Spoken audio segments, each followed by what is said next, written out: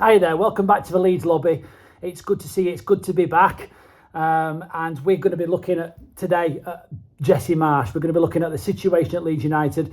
There's a lot of stuff in the press, there's a lot of rumours going around at the minute, different people and different managers that are linked to the club, whether Jesse Marsch is going to be in the job come this time next week after the Liverpool game, whether the board are going to give him back in, what to expect going forward. And in actual fact, we also need to look at whether it's actually his fault. We obviously can look at the tactics and look at what's going on the pitch, and you can argue that we are tactically naive when it comes to the fact that we're in the Premier League and Jesse Marsch has managed German teams and teams in America in various different places, but obviously the tactics and the level of football in those countries is very, very different to what it is in the Premier League. But fundamentally, is this a failure of tactics? Is it a failure of tactics, or is it a failure of the players in terms of the effort that they're putting in, or is it just that they're not good enough? Is it the fault of the board? Is it the fault of Radrizzani and is it possibly the financial situation of the 49ers, or is it just bad luck? So I'm going to do a little bit of a video and I'm going to get into some of that. The reason why we're doing this is a two-parter, and that Daniel's going to be doing the second part at some stage in the next 24 hours is because we're of a different opinion. I'm actually of the opinion that this isn't all down to Marsch, and in actual fact the majority of it isn't down to Marsch, and I think Dan's of a separate opinion. He thinks that time has come now for him to move on. Before I get into the bones of the video, please hit the like button, make sure that if you're not already subscribed, subscribe, and also hit the notification bell so that when we do go live you're able to take part in the conversation. So the first thing I want to point out is just to kind of do a little bit of a review as to where we're going from here. We've had what I would class as being two tremendously good performances so far this season, possibly a third and a fourth if you look at the first two games. The game against Wolves, we won that game comfortably. We played against Southampton. Tactically, I think that we got it wrong. And if we're talking about Jesse Marsch, looking at the first game, what we see is that Jesse Marsch made changes and he brought Click on, and it made an impact on the game and caused us to hold on to the game and pick up those points against Wolves. When we played against Southampton, we were 2-0 up. We should have made changes and didn't make changes, even though in the press conference Jesse Marsch was making the point that with the weather being really warm, because obviously it was at the back end of the summer, we needed to be using the substitutions appropriately, and he just didn't, and the game ran away from him. And I think everybody was agreed at the time that it was managerial decisions as to not bring players off the bench that cost us those points. So we got off to a decent start. We had the game against Chelsea where we absolutely mullered them. I mean, we leathered them. We outplayed them in every single area of the park. And as a Leeds United fan, I was thinking this is the new dawn. I can actually forgive all that's gone before with regards to Bielsa, because if we're going to play this kind of football and we're going to compete in this way, Leeds can look forward to being champions of that bottom half of the table, certainly, and looking like we're going to be challenging for Europe. And then we've just had these dire results come in, one after the other. We've had some terrible refereeing decisions. We don't seem to ever have the run of the ball when it comes to the refereeing decisions. Again, I do think part of that is possibly down to Marsch. He's not made himself any friends in that area with the way in which he puts himself across. We've had some dire performances that have really raised questions about how we're playing. Then along comes Arsenal, who are top of the league, and we're all expecting Arsenal to really turn the screws and that it's going to be a 3 or 4 or 5-0 defeat. And that just doesn't happen. Again, Leeds pull a performance where we absolutely, looking like we're wiping the floor with them, except, of course, we didn't score any goals. So here we are, 2 games after that. We've played Leicester, we've got played off the park, we've played Fulham, and we've had what would you probably describe as a lacklustre performance where we weren't the best team, but we had opportunities and perhaps should have put them away. And the question is this tactical naivety on Marsch's part when we're playing teams like Everton and we're playing teams like Aston Villa, and we're not coming away with anything, and they're able to frustrate Leeds for long periods of the game? Or is this a team that is not quite gelled yet, and when we are performing, we're performing tremendously well? Is it the Marsch that we just got the tactics wrong? Is it his inability to keep the players focused on the game? Or is it the board that have not really backed him completely as they ought to? Remember, we've made a lot of signings, but What we need to also bear in mind and we need to remember is if you look at the league of the amount of money that's been spent in the Premier League, in that window, Leeds were pretty much near the bottom along with Leicester. We had I think we had a net spend of a minus, which basically means that we actually recouped money. Bearing in mind who we sold Rafinha, we sold Phillips, we brought a raft of players in, but when it comes to actually scratching the balance sheet, we didn't actually invest any money in the squad on account of the fact that we only brought players in that were equaling up to the value of what we'd managed to accrue from the players that we sold. I don't think there was anybody in among the Leeds United fans that I've spoken to, and in among the commentators, and in among people like Phil Hay and sports writers, saying that Leeds United were a vastly improved squad to the extent that we didn't need any further signings. And it's been a constant thing with regards to the Leeds fans that we are reminded that we never signed a left back. We were never even in for a left back. It was almost like Marsch was saying we've got no plans to sign a left back even. Nobody even on the equation that we're actually looking at as far as left back is concerned, and we haven't signed a striker. And I think that, personally speaking, this is the main problem that we have at Leeds United. I think we are playing well in midfield. We're not in a situation where we're struggling too much in the midfield. When we have all our players available, it's actually the players that Marsch has signed and the players that have been signed in this transfer window that he's pinpointed as being players he wants to bring in that seem to be week in, week out, performing well for Leeds United. We look at Tyler Adams. He has become a fan favourite. And the reason being is he gives his all. He does what it says on the tin. He's tough tackling. He's horrible to play against. He's very, very good in the press, which is the system that we play, and I'll be straight with you, I actually like that system. I like the way in which we go after teams and we press. We've got Aronson, who runs himself ragged. Again, the amount of times he's emerged with the ball in this first sort of 10 games or so of the season where he's been surrounded by other players, I do think he's somebody that I hope is staying at Leeds United, even if Marsch isn't here. We look at Sinisterra. He's been fabulous for Leeds United so far and looks like a creative output in a big way and possibly somebody in the next few seasons that may rival Rafinha. We look at Rasmus, who started slow. Last couple of games that he's played, he's come into his own. He looks very much like he's going to be a replacement for Ayling and also a good one.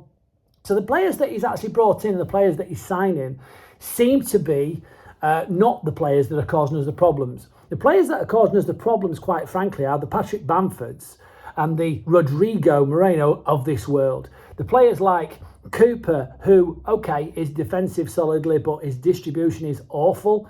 And players like Llorente, who, again, mate, I've heard this said before, he looks like somebody that's won a competition to play for Leeds. He gets the ball. He is somebody that is targeted again and again and again and again. Doesn't look like he's actually able to play the ball onto Melié's left foot when he's passing back. Always causes us problems. Always causes Melié to have to take an extra touch and put us into dangerous positions. And then obviously there's Firpo. So the problem we've got at Leeds United is that going up front, Bamford has had something like, I think it's 10 chances. I heard after the game against, I think was it the game against Arsenal, that Bamford didn't have a really clear-cut chance on goal.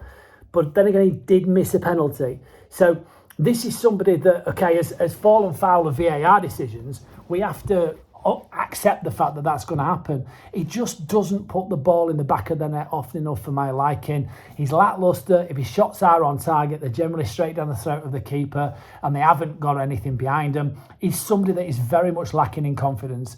Early part of the season, Rodrigo's done well. He's got some goals. But again, he is somebody that does make the odd very, very costly mistake. As we saw against Arsenal, where he just switched the ball and you were thinking, what is he doing? What on earth was that? Goodness me, what planet are you on, mate, that you're looking to pass the ball into Strout from there? So again, players that are costing us.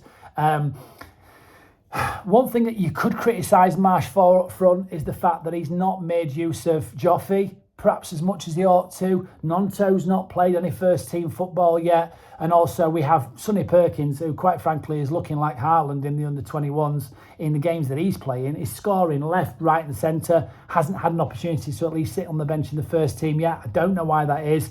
There are a lot of people talking about Sonny Perkins. Again, he played Europa League football for West Ham. So he must be something about him. So the question is, when are these players going to start coming through? Bearing in mind, Bamford looks like he couldn't hit the proverbial cow's ass with a banjo, and Rodrigo, for what he does give you, quite often he just completely buggers it up for most of the team most of the time. So the question is, why didn't we sign a striker? And I'll come back to that. But for me, I think that is a personnel issue. That is not a tactical issue. Bamford, with the XG that Leeds have got, we are woefully underperforming. And that's because we are creating chances. We're creating chances of a club that should be a lot further up the table than we are. And we are just not sticking them away. That is a personnel issue. That is not a manager and tactical issue, because we are creating those chances. We are getting into positions where we can shoot. We're just not finishing off. Remember, we're scoring a lot of goals outside the box. Then there's also defensively. What I think Leeds fans are tremendously frustrated with is, against the game in Leicester, the way we are playing the ball across the back, and we are recycling the ball and playing the ball across the back. Llorente regularly gets caught in possession. He regularly plays Meslier onto his wrong foot, causing him to have to take an extra touch and putting himself under pressure. And we are in a situation where this guy, quite frankly, is he's not quick enough up here. It's one of those things. And believe it or not, I don't think that's a centre-half issue. I think we have got two tremendously good centre-halves at the club in Strauch and Koch. One of the main problems from our point of view is we haven't got a recognised, decent, gonna stay fit left-back. We've got Firpo, and Firpo is not fit enough often enough, and when he is fit, he's just not defensively capable in the way that we want a left-back in the Premier League. He's naive, gets caught out, rash in the challenge, he gets yellow cards left, right and centre, and he makes challenges, and when he puts his foot in, he just gets skinned every time. It's this ongoing thing with Firpo. That means that our best left-back at the club isn't even a left-back at the club. It's actually a centre-half, and that's Strauch. He's done tremendously well so far this season, but really, he should be partnering Koch in the centre of defence. He shouldn't be playing left-back. It shouldn't be up to him to do that. That's caused us a defensive frailty. And when you play Firpo and Llorente, it's just a perfect storm. It's just that left side's going to get attacked over and over and over again. It's only a matter of time before we leak goals. That, I have to say, is also not a Marsch problem. It's a personnel issue. We're playing a particular system.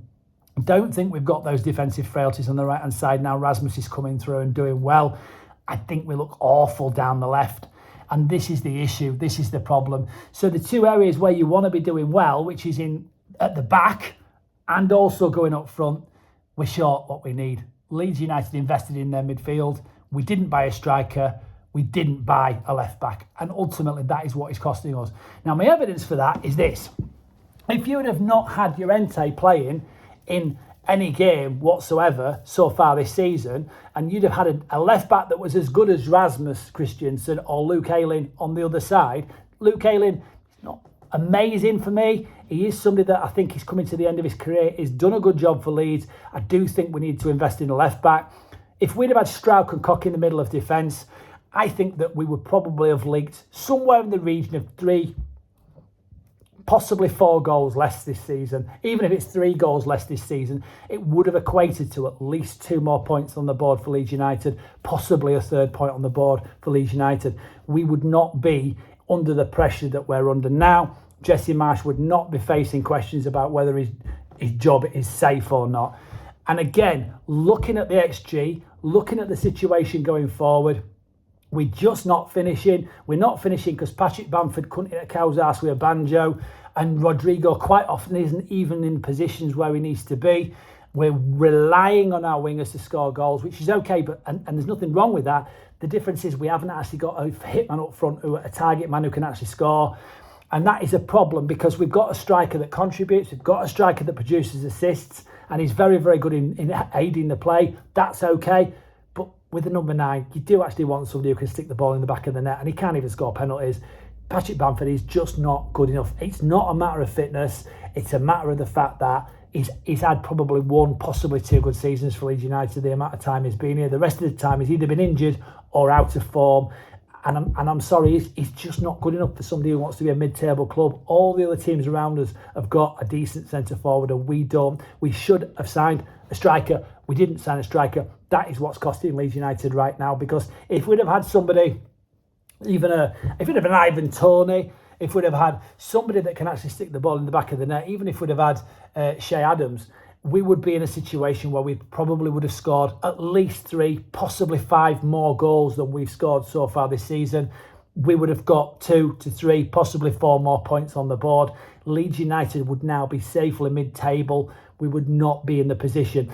Either of those things, if we'd have signed a left-back or we'd have signed a striker that was at least scoring 1 in 3 opportunities, we would now be in a situation where we were mid-table, and Marsch would not be facing questions about whether he's going to still be in the job or not. So what remains to be seen is who is to blame for the place that we're in. You can say we bought a lot of players, and we can say that Marsch brought his own personnel in. The question is, did we strengthen the squad? And in many areas we did. The problem was we could see last season that Leeds' defence was lacking. We didn't do enough work on it in terms of who we brought in. And we saw last season that Leeds had got a real problem going forward in actually scoring goals. We got rid of our main goal threat in Rafinha. We replaced him with Sinisterra, somebody who has to work himself into the team. And yet he's doing good. We still haven't got a proven striker, a proven number 9. And that is the problem. We worked under an assumption that Bamford being fit is good enough. Problem is, Bamford being fit doesn't mean Bamford's in form. And quite often he's been at Leeds United, particularly in the Championship. We've had whole seasons where we've been thinking, oh, he's missed again. And I actually sat next to somebody in the game against Fulham, and the ball came across, and I said, what we could have done with Bamford up front to miss it, rather than somebody else missing it, because that's all that you expect as a Leeds United fan right now. So we saw the mad dash to try and sign a striker when Rodrigo was on a rich vein of form at the start of the season, got injured, and again he scored against Fulham. So you can't take that away from him. But what you've got to say is he just ain't what we need right now, which is a recognised number 9. So here's the question: why didn't we invest in players? And I think it's this looming takeover with regards to the 49ers. I've explained before the way that shareholding works. I think we've got 54 and 46% shareholding at the minute, with 49ers holding 46%.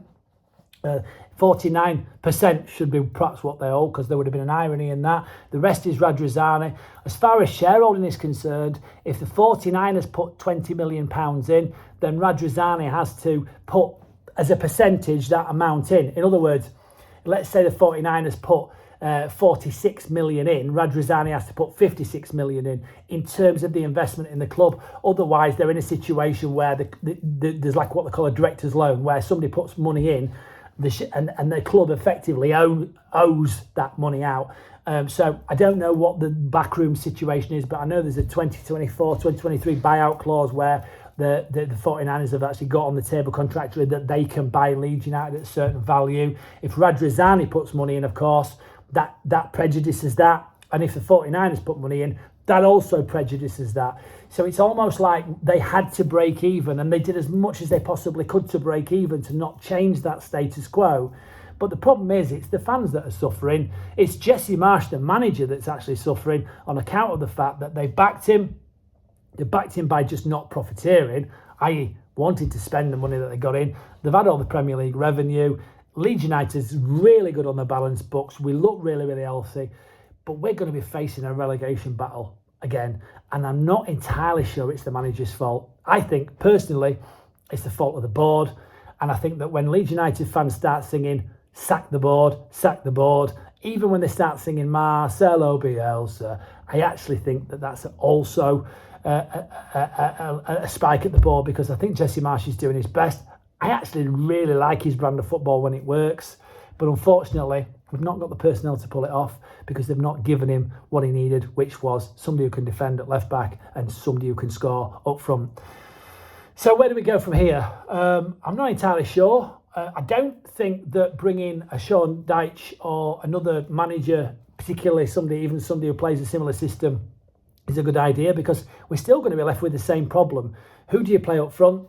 who do you play at left back, who do you play at centre half? Because at this moment in time, Struijk has to play left back, which leaves us with Cooper, who is reasonably solid, but again, not the best in terms of distribution.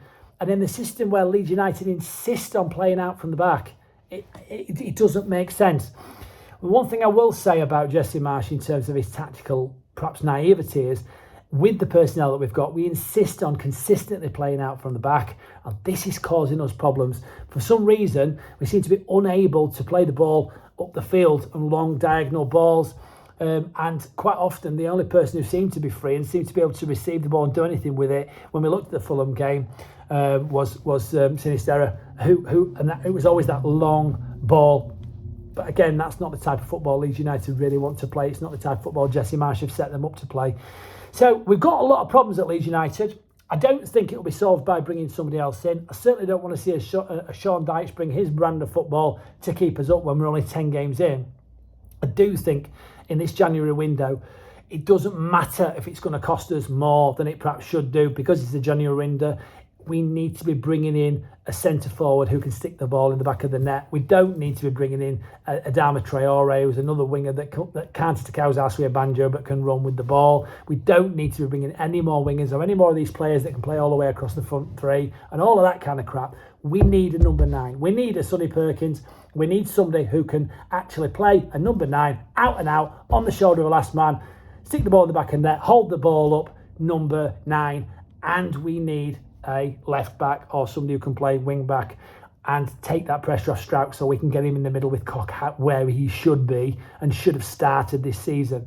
So that's for me where we're at.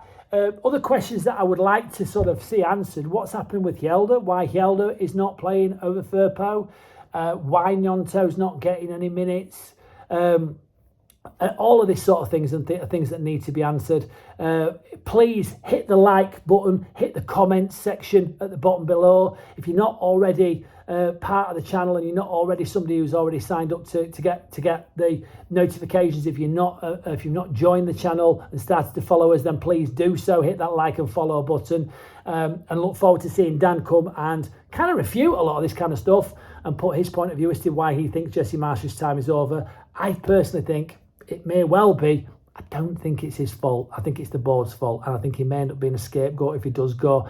I think that's a shame because I actually quite like him. I actually think what he's brought to Leeds with our type of play, it suited the players, the good system players, but unfortunately we've not quite got the personnel because they didn't sign what we needed. Thanks ever so much for watching, and we'll catch you next time.